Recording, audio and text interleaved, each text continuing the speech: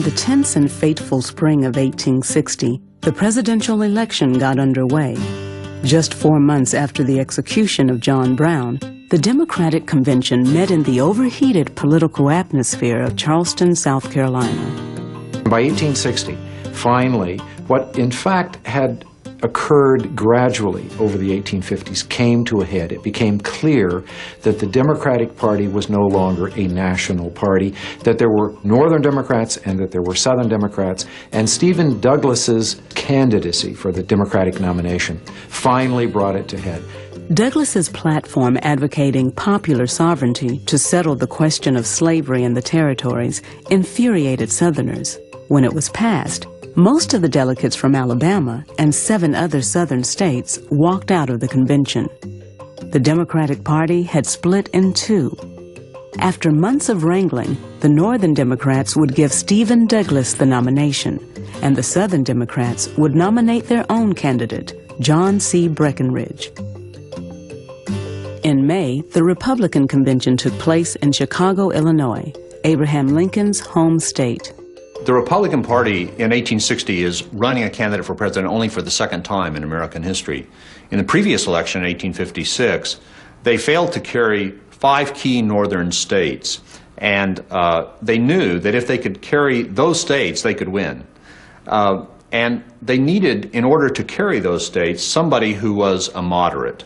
An anti-slavery man, per se, cannot be elected. But a tariff, river and harbor, Pacific Railroad, free homestead man may succeed, although he is anti-slavery. 5 candidates competed for the nomination at the Republican convention. On the first ballot, William Seward led by a strong margin. Lincoln ran second. On the second ballot, Lincoln drew to within several votes of Seward. On the third ballot, Lincoln took the lead, coming within 1.5 votes of the number needed to win the nomination. In the breathless silence, the chairman from Ohio stood on a chair and announced the change of 4 more votes to Lincoln. There was a rush of great wind in the van of the storm, and in another breath, the storm was there. Thousands cheering with the energy of insanity. The increasing likelihood that Lincoln would be elected provoked a kind of hysteria in the South. The Republican Party represented an unacceptable threat to slavery and the Southern way of life. In the North, Lincoln and the Republican Party represented the only hope of resisting Southern domination. I will vote the Republican ticket next Tuesday. The only alternative is everlasting submission to the South. I want to be able to remember that I voted right at this grave crisis. The North must assert its rights now and take the consequences. The election results reflected the almost complete separation of North and South. Lincoln swept the North, receiving not a single electoral vote in the South. Breckinridge won all of the states of the Deep South. John Bell of the Constitutional Union Party took the border states of Virginia, Kentucky, and Tennessee. And Stephen Douglas, Lincoln's longtime rival, won only Missouri and half of New Jersey. But the electoral votes masked the more complex results of the popular vote. Bear in mind, in the final results, Lincoln only carried 39% of those who voted. He was very much one of the most minority presidents we've ever had. Lincoln's election triggered an immediate reaction in the South. States began to arm themselves. Thousands joined Southern home guards and state militias. On December 13th, a caucus of Southern states met and issued a proclamation. The argument is exhausted.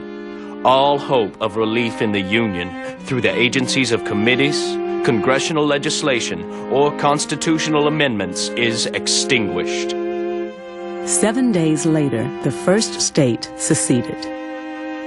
We, the people of the state of South Carolina, do declare and ordain that the Union, now subsisting between South Carolina and other states under the name of the United States of America, is hereby dissolved.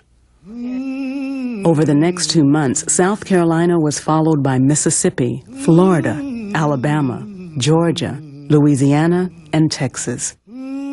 But not all the citizens living in the South supported secession.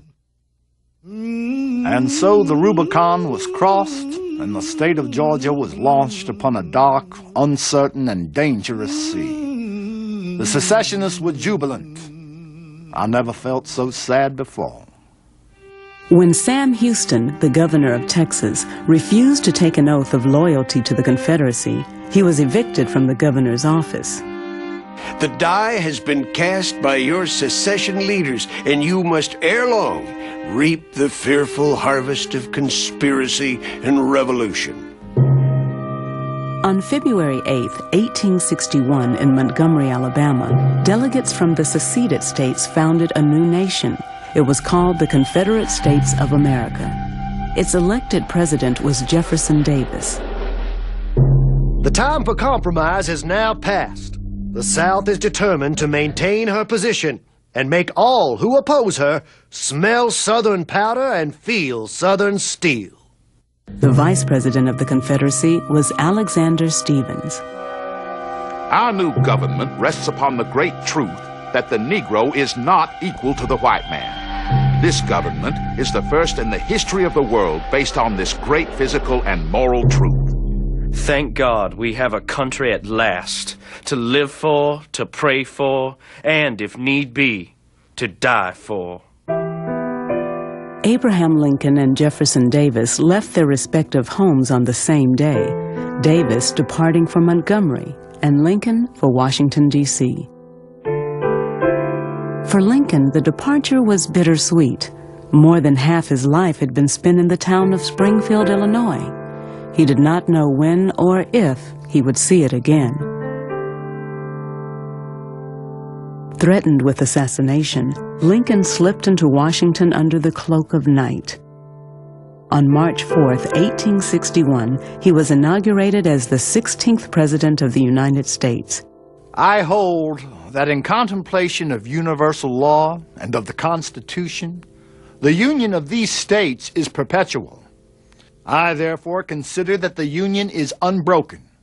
Lincoln never recognized that secession had actually occurred. He always maintained that he was the president of Alabama and Georgia and Mississippi.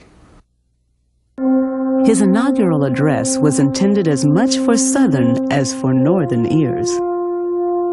Though passion may have strained, it must not break our bonds of affection. The mystic cords of memory, stretching from every battlefield and patriot grave to every living heart and hearthstone all over this broad land, will yet swell the chorus of union when again touched, as surely they will be, by the better angels of their nature.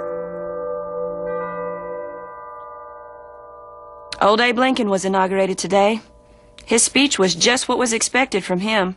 Stupid, ambiguous, vulgar, and insolent. And is everywhere considered a virtual declaration of war.